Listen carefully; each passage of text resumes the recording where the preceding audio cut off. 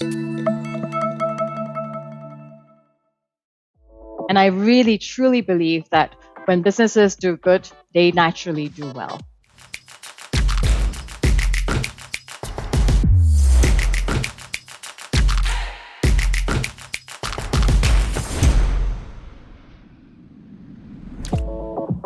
On this episode of the Creators Community, we'll meet Lynn Yap, a former corporate attorney and investment banker turned managing director of Activate and now published author.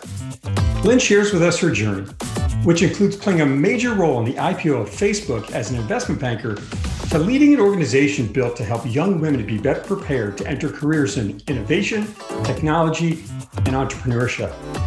We'll also hear Lynn's mission and lessons to help leaders understand how they can do good as companies while also delivering results. This message and more are included in Lynn's new book, The Altruistic Capitalist. Check out the show. Welcome to the first season of the Creator Community. This is a brand new podcast series from book publisher New Degree Press. I'm your host, John Saunders, founder of Forward Advisory Solutions. The show is designed to celebrate, elevate, and showcase many of the incredible authors that have published their books with NDP. This year, NDP will cross over 1,000 published authors. In this show, we will get to know the authors and their books, as well as give you a behind-the-scenes look at their journey. We'll find out what it takes to bring a book from an idea to being available wherever you buy books online. It's no easy task. Today, I have with me Lynn Yap, author of The Altruistic Capitalist. Lynn is the founder of Activate Network, whose mission is to increase the participation of women in technology and entrepreneurship. She started her career as a corporate attorney, went back to earn an MBA from the Wharton School, and worked in investment banking. Her curiosity led her to write about businesses as a force for good. The Altruistic Capitalist culminates conversations with leaders at for-profit corporations, entrepreneurs, investors, and her own unique personal experience and research. Lynn's book just published a few weeks ago and is available wherever you buy books online. Lynn, welcome to the show. Thank you for having me, John. You know, maybe before we get into the book a little bit, I think it'd be great for our listeners to learn more about you. Can you share with us a bit about your background and career, right? You know, what made you leave your career as a corporate attorney and start from scratch in a different career? No easy task, another very difficult task, but you did it. Thank you. I've had a few shifts in my career, actually. And what I want to say is I've always been motivated by challenges. I love learning and I love figuring out how to do things. So with being a lawyer, I was working with lots of investment bankers. And to me, at that time, they seemed like these magicians. They were behind the structuring of transactions. They were the ones who were pricing all the companies and all the businesses. And they were just, you know, the magician behind the numbers. And so I set myself the challenge. I am going to be an investment banker as well. Now, at that point in time, being a lawyer, I had no idea what it was like to do finance or accounting. I had no idea what the difference was between debits and credits. So to get a job into investment banking, just think about that. I had two challenges. One was to learn the content and get the skills of Excel and spreadsheets, so learning corporate finance, learning accounting. And two, figuring out how to actually convince someone to give me a job in investment banking with someone who didn't have any formal training. And so that's kind of how I shifted from corporate law into investment banking. I was just curious and I wanted a new challenge to learn what it was to price a business. That's awesome. Curious, want to keep learning, continue to grow. I love that story. And now your work has really been around social impact since you left the investment banking world. You know, how did you go from this sort of very corporate structure? How do we go out and sort of maximize value of everything we have, and then turn this into such a passion for social impact in the world around you? Mm-hmm. Another pivot in my career, and this happened around May of 2012. So at that time, I was working in technology and equity capital markets team.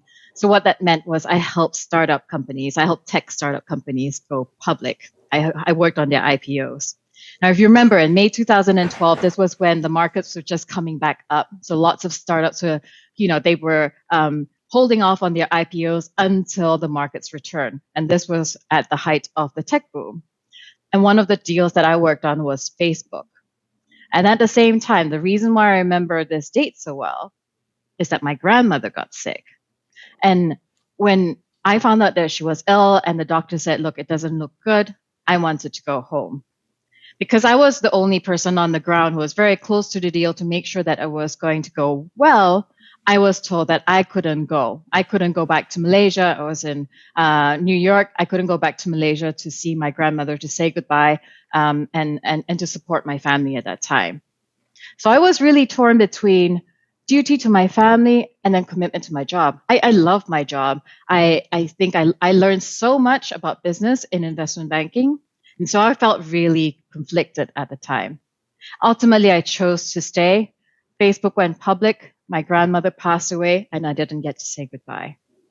And of course, after that, I felt so guilty. I felt so terrible about myself. It took me a long time to really accept how the decision that I made. But because I felt angry as well, because I heard leaders saying, the people are our greatest assets. We should take care of our people. But when I look at the rows of financial statements and the pages and pages of reports, we don't see the impact of what business activities and business culture is on our people, whether that's our employees or the communities we operate in. And so that is kind of what happened and helped me pivot out of investment banking. I was then curious to see, okay, what are the businesses, what are the companies that actually create a positive impact on people and the planet?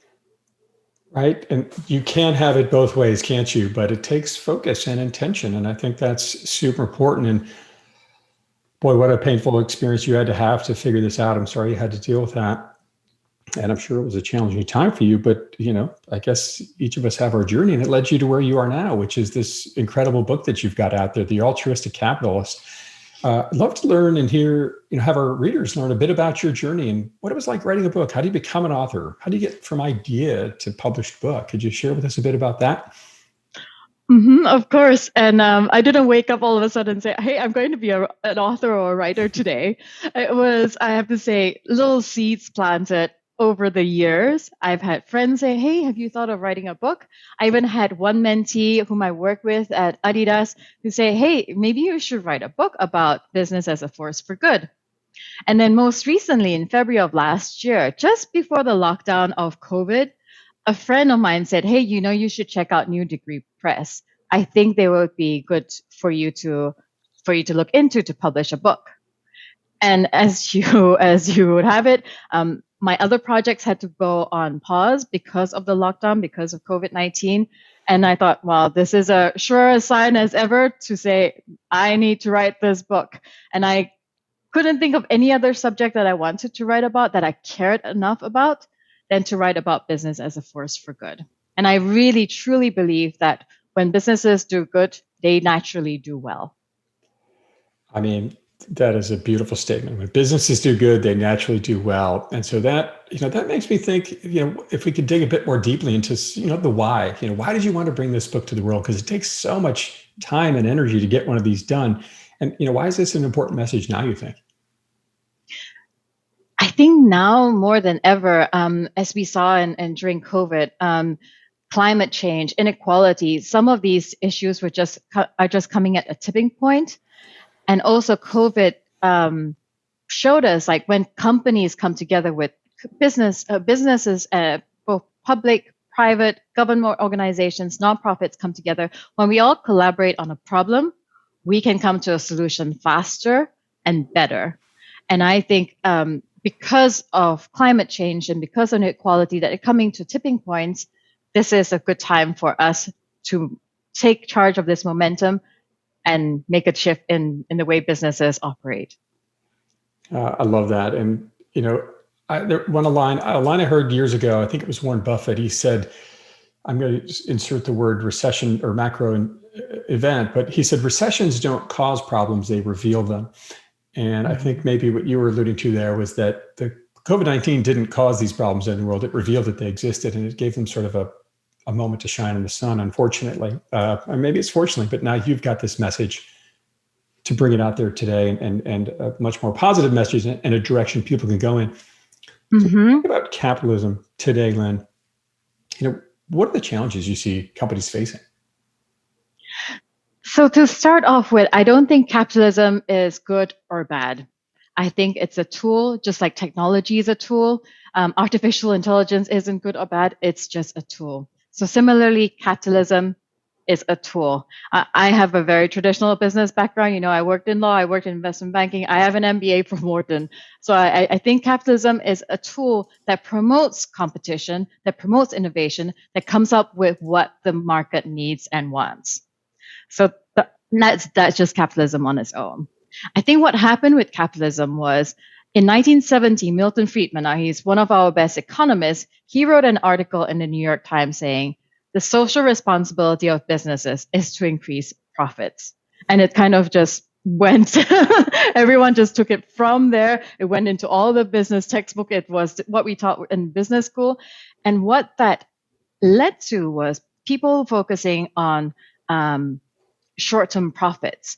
Add to that how executives are incentivized, quarterly earnings, things like that actually exacerbated the way in which we operate our business. We were just staring at the bottom line rather than all the other impacts that I alluded to before, which is, what is the impact on people? What's the impact on our environment? What's the impact on the communities that we operate in? So I think over the long term, from when Milton Friedman issued that statement, it's just accelerated and went into a direction where we are now just staring at the bottom line rather than looking at the other impacts that our businesses have on the people and planet around us. And in fact, you argue, and I really appreciate your argument, that if we take that step back and say, all right, can we still have a profitable, successful business, but also do good? And I think this is the altruistic capitalist mindset, right? So could you share with us, what is that mindset? What does that look like in your view? The altruistic capitalist mindset. So I spoke to business owners, I spoke to executives at public companies, I spoke to nonprofits, I spoke to investors as well. And what in researching the book? In researching the book, exactly. And what it boiled down to is this mindset. And really, it's a toolbox. It's a roadmap for how you can create value across all stakeholders. And that's employees, communities, your suppliers, your investors as well, of course, and the environment. And it's really made up of three mini mindsets, let's call them that. First is mindfulness. And I start with mindfulness because that helps you discover your purpose. What are your strengths? Reflect on what you're good at, and that's where you should invest your energy and resources on. Second is curiosity, and that's really your toolbox. What is it that can help you develop the right solutions to solve global problems? And then the third is grit, and I see that as a way in which you can scale the solutions that you've developed in step 2 of the mindset. Being mindful, being curious, and having a little bit of grit to actually get it done, right? So important. You led with mindfulness. I think it's such an important topic and becoming more and more important for leaders in this day. How do you find mindfulness and all this research you did with these dozens of folks and hours of research? How's it led to increased engagement with employees and customers, right? What's the positive side of that, and from your view? It's a very good question. And mindfulness to some people still sounds very wishy-washy. And what I like to say is mindfulness is acting with intention, being present with everything that you do. And the story I like to share is the turnaround of Best Buy. Now, if you remember some years ago, Best Buy was, analysts said Best Buy was finished. That was the end of the road for them because Amazon was coming and was killing the electronics retailer. Then they hired Hubert Joly, who put purpose at the heart of the organization. He put the purpose of Best Buy as enriching the lives of others through technology. Now, he didn't write a sales guidebook telling how his retail team should sell better to customers or how they should be in their jobs. He just said, this is what our purpose is. He embedded that into the culture. And how that manifested, one of the ways in which it came out was they started looking at how they could help the elderly, the people at risk. They look at devices, connected devices, alert monitors, things that could help the elderly live independently for longer. And so this was like a new strategy for the business, but it also created a new market for them. So that helped them grow their top line. It engaged their employees. People are more happy. There was more retention at work. And so this ultimately was better for the bottom line. Even though they focus on purpose, this is how doing well comes naturally at the end. I did not know that's how Best Buy survived. And I certainly often wonder how do they exist in the day of Amazon, right? Yes. Being this big box retailer when everything is, cheaper online and this kind of thing. Yeah, if I may share then, actually, since you brought up Amazon, I wasn't going to bring this up, but since you bring up Amazon, I'm going to include how they collaborated with Amazon. And so the reason why Best Buy was in trouble was that Amazon was knocking at their doors and they were selling things for cheaper. And what they did was they talked to Amazon and said, hey, shall we partner up?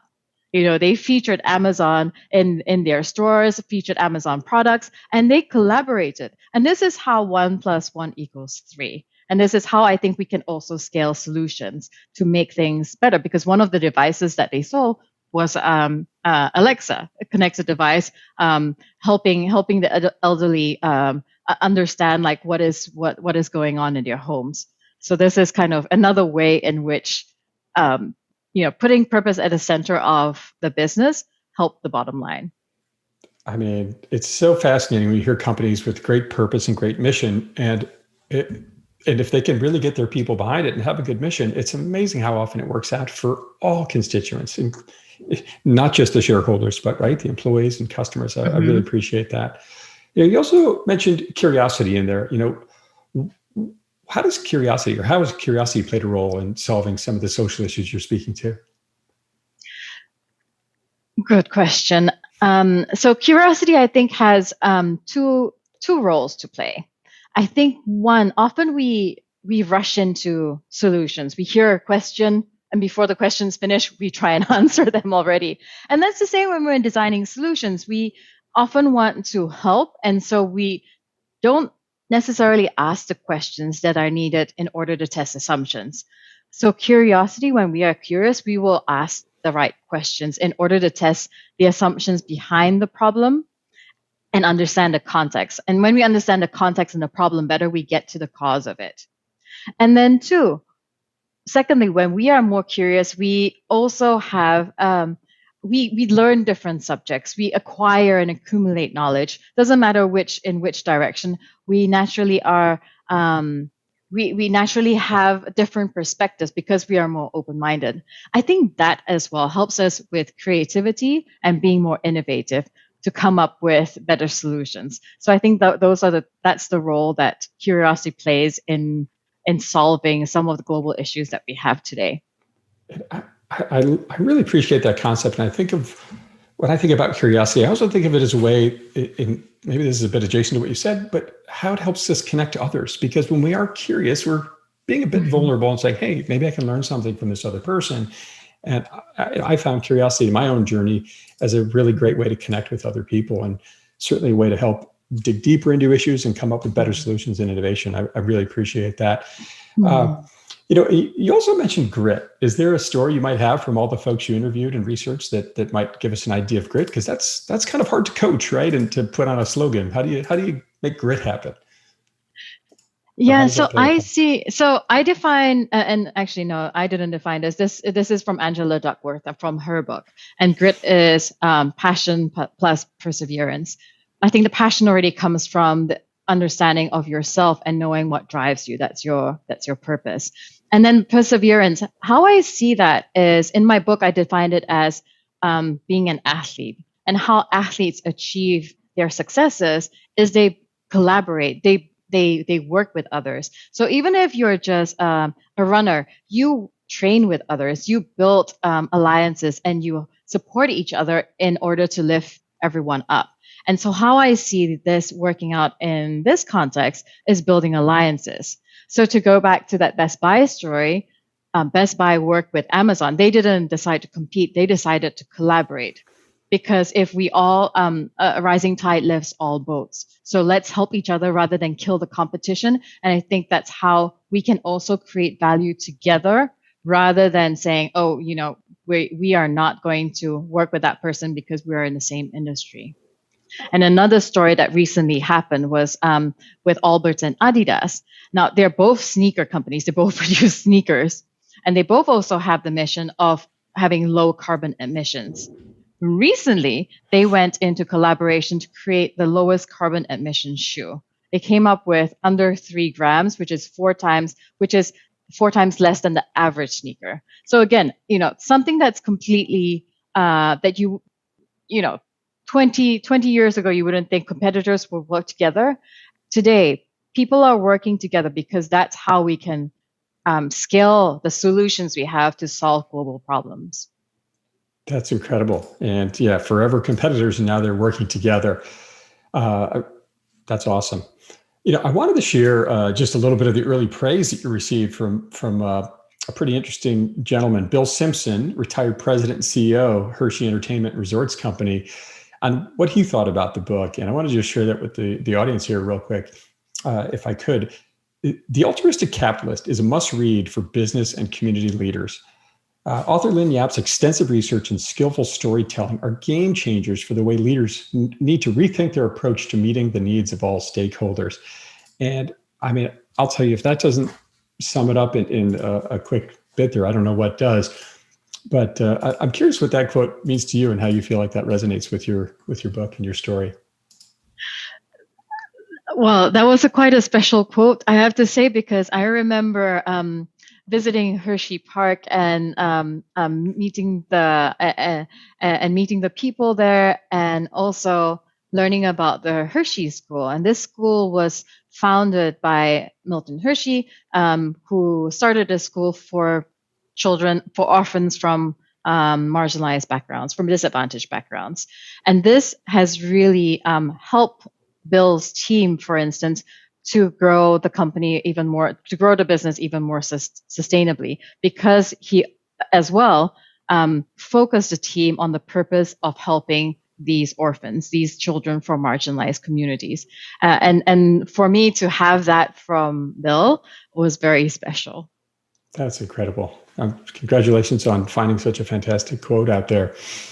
So many lessons when, business for good, collaboration, being mindful leaders. You wanted to, if you could distill it down, Lynn, if there's, 1 or 2 key messages or lessons you think readers can take away from your book, what would you say those are? If I could just one lesson is that doing good means doing well, and you don't have to stare at the bottom line. If you just focus on purpose, the profits come naturally. I love that. Having a mission, trying to help others. It's certainly a big value that came out of my business school. And if people want to learn more about you and your book, where can they go? And maybe a little bit about Activate. Sure. Thank you for that. So as you know, I love learning. So I continue to learn. And how I continue to learn is I have a weekly newsletter. So people can subscribe to that by writing to me, lynn@altruisticcapitalist.com. They can also go to the website altruisticcapitalist.com for events such as the book launch that is coming up. And in terms of Activate, that I have another website for that, and that's activate.network. And what I do is I partner with companies that to leadership programs with teenage girls, to bring them into, to introduce them to companies and professional opportunities so that we can increase more women into technology and digital roles within these companies. I mean, talk about a mission and purpose, Lynn. That is fantastic. And you mentioned your book launch event. Do you have a date and time on that? Yes. My global launch is on the 8th of July. And it's at 12. It is 12 noon Eastern. Excellent. Well, I'm sure it'll be a fantastic program. So The Altruistic Capitalist. Lynn, what an incredible story, an incredible message to have out there for the world, for people to live and learn and grow from, and a roadmap to do better and to help others. I mean, such a powerful message, particularly in this day and age. Thanks for being on the show. For those out there, Altruistic Capital is available on Lynn's website or wherever you buy books online. I'm your host, John Saunders, for the Creator Community. Keep moving forward.